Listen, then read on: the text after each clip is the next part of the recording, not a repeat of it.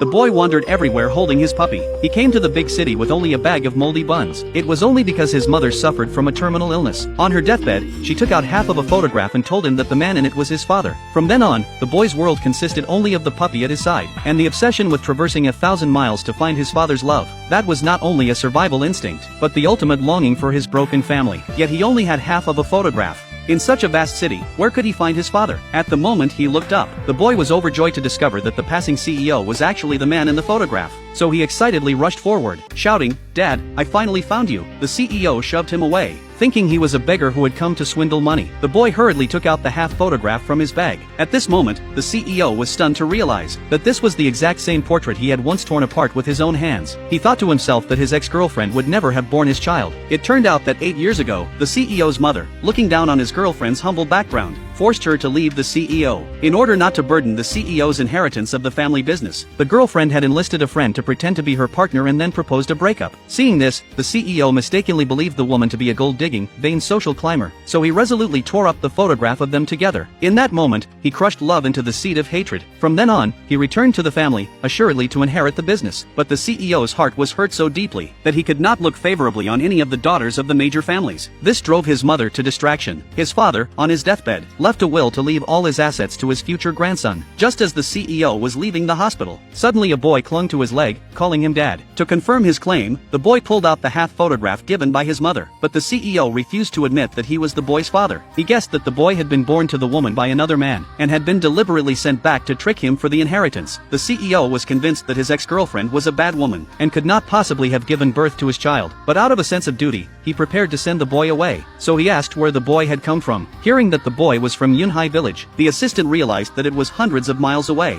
They asked the boy how he had survived along the way. Only when they saw the moldy buns in his hand did they understand how difficult his journey had been. Although the CEO hated his ex-girlfriend down to his bones, seeing how pitiable the boy looked made him relent. He told his assistant to help the boy clean up, and then send him back. Afterward, the assistant took the boy back to the company, and brought him some delicious snacks. At first, the boy was a little timid, but when he saw the assistant's sincere expression, he finally took a bite. Little did he know that the assistant planned to use that half-eaten snack to do a paternity test. Suddenly, the puppy ran outside. When the boy chased after it and picked it up, he had already arrived at the office. Seeing the boy's destitute appearance, they prepared to kick him out. Unbeknownst to them, they were soon to pay the price for their actions. The assistant here received the lab results, confirming that the boy was truly of the Liu family bloodline. So he immediately rushed to the hospital to tell the CEO the good news, claiming that the boy was indeed the CEO's son.